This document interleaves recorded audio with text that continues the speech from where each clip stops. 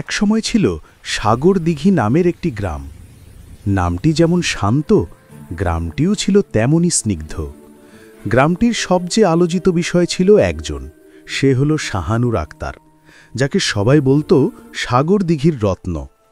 তার রূপ ছিল প্রকৃতির এক নিখুঁত সৃষ্টি, আর স্বভাব ছিল নির্মল জলের মতো স্বচ্ছ। শাহানুর বরাবরই স্বপ্ন দেখত বিশাল আকাশ ছোঁয়ার, দূর দিগন্ত দেখার। তার মনে ৩টি সুপ্ত ইচ্ছে ছিল: বিমানে চড়া এবং মেঘের রাজ্যে ভেসে বেড়ানো, আরব দেশ ঘোরা, বিশেষত মরুভূমির রহস্যময়তা এবং স্থাপত্যের জাঁকজমক দেখা, বিশাল সাগরে নৌকায় ঘোরা, যেখানে জলরাশি আর আকাশ একাকার হয়ে যায়। কিন্তু সাগরদিঘি গ্রামের সহজ জীবনে এই স্বপ্নগুলো ছিল অনেকটাই অলীক।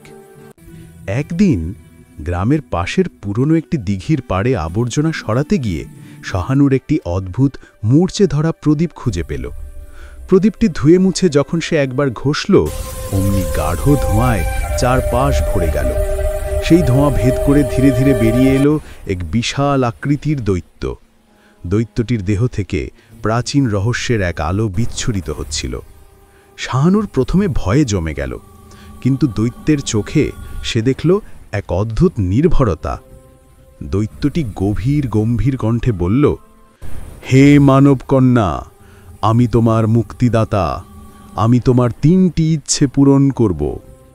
শাহানুর তার জীবনের ৩টি স্বপ্নের কথা দৈত্যকে জানাল।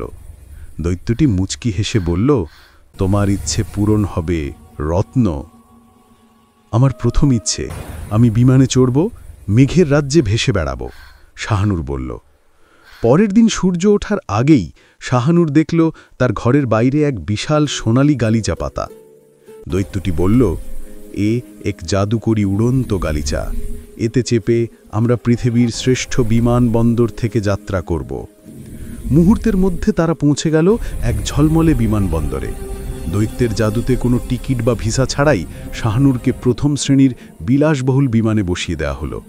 বিমান যখন আকাশের বুক চিরে উড়ে চলল, শাহানুর জানালার বাইরে তাকিয়ে রইল। নিচে তুলোর মতো মেঘের ভেলা, সূর্যকিরণে ঝলমলে তার চূড়া। শাহানুরের মনে হলো সে যেন এক রূপকথার রাজ্যে এসে পড়েছে। দৈত্যটি শাহানুরের দিকে তাকিয়ে বলল, তোমার মুখে হাসি আমার প্রথম পুরস্কার। প্রথম ইচ্ছে পূরণ হওয়ার পর শাহানুর বলল, এবার আমার দ্বিতীয় ইচ্ছে, আমি আরব দেশ ঘোরা। চোখের পলকে তারা পৌঁছে গেল আরবের কোনো এক উষ্ণ মরুভূমিতে। দৈত্যটি শাহানুরকে দেখালো দুবাইয়ের আকাশচুম্বী দালান, মক্কার পবিত্র কাবা এবং পুরনো দিনের উটের কাফেলা।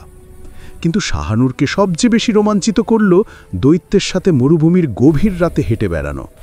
চারপাশে সোনালি বালির স্তূপ, উপরে কোটি কোটি নক্ষত্রের মেলা। দৈত্যের হাতের ইশারায় সেখানে এক মনোমুগ্ধকর তাঁবু তৈরি হলো, আর তারা দুজন সেই নীরব শীতল রাতে উষ্ণ পানীয় পান করতে করতে দূর আকাশের গল্প করল। শাহানুরের মনে দৈত্যের প্রতি কৃতজ্ঞতার পাশাপাশি এক অদ্ভুত টানও অনুভব হলো। এখন শাহানুর তার শেষ ইচ্ছে জানাল, আমার শেষ ইচ্ছে, আমি সাগরে নৌকায় ঘুরব, যেখানে আকাশ আর জল মিশে এক হয়ে যায়। দৈত্য তাদের নিয়ে গেল এক শান্ত নীল সমুদ্রের পাড়ে। সেখানে অপেক্ষায় ছিল একটি ছোট্ট কাঠের নৌকা, যে নৌকাটি হীরা আর চুনি দিয়ে সজ্জিত, আর পালগুলো ছিল মুক্তোর মতো সাদা। তারা দুজন যখন নৌকায় চড়ে গভীর সাগরের দিকে চলল, তখন সন্ধে নেমে এসেছে। চারপাশে শুধু জল আর জল। দৈত্য তার বিশালতা সংকুচিত করে এক সুদর্শন যুবকের রূপ নিল। তার চোখগুলো গভীর সমুদ্রের মতো মায়াবী। যুবকবেশী দৈত্যটি শাহানুরের হাত ধরে বলল, শাহানুর, তুমি শুধু আমার মুক্তি দাওনি, তুমি আমার নিথর হৃদয়েও জীবন এনেছ। আমি তোমাকে সেই সাগরে এনেছি যেখানে আমার আর তোমার ভালোবাসার সীমানা এক হবে। শাহানুর তার জীবনের সবচেয়ে রোমান্টিক মুহূর্তে ছিল। সেই দৈত্য যাকে সে প্রথমে ভয় পেয়েছিল, এখন সে তার সবচেয়ে প্রিয় মানুষ। ঢেউয়ের তালে তালে তাদের নৌকা দুলতে থাকল, আর চাঁদনি রাতে যুবকবেশী দৈত্যটি তার ভালোবাসার কথা স্বীকার করল। শাহানুর আর সাগরদিঘি গ্রামে আর ফিরে গেল না। তার ইচ্ছেগুলো তাকে শুধু ভ্রমণেই নিয়ে যায়নি, নিয়ে গেছিল এক অসাধারণ প্রেমময় জীবনে। দৈত্যটিও তার অভিশাপ থেকে মুক্তি পেয়ে সুদর্শন মানব রূপে ফিরে এসে সাগরের মাঝে শান্তি পেয়েছিল। সাগরদিঘি গ্রামের লোকেরা আজও সেই রত্ন আর তার জাদুকরী প্রেমিকের গল্প করে।